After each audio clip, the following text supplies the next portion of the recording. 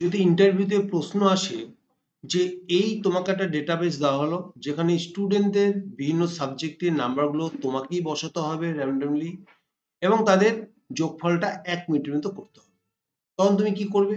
যদি বিভিন্ন সেলে 12, 13, 14 এরকম ধরো তোমাকে বললো 20 থেকে 100 র মধ্যে নাম্বার বসাতে হবে। তো 20 থেকে 100 র মধ্যে নাম্বারগুলো যদি আমরা এরকমভাবে বসাই তাহলে অনেকটা সময় লেগে যাবে। প্রায় 1 মিনিট কেন প্রায় 2, 4, 5, 10 মিনিট লেগে যেতে পারে।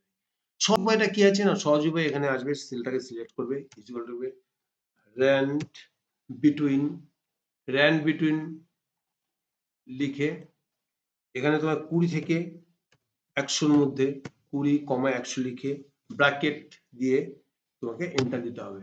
তাহলে 20 থেকে 100 র মধ্যে একটা 30 নাম্বার পেলাম, সেটাকে কপি করো কন্ট্রোল সি করে, তারপরে টোটাল সেল গুলোকে তুমি সিলেক্ট করো একেবারে হিস্ট্রি পর্যন্ত করে কন্ট্রোল ভি, র্যান্ডমলি সব নাম্বারগুলো চলে আসলো।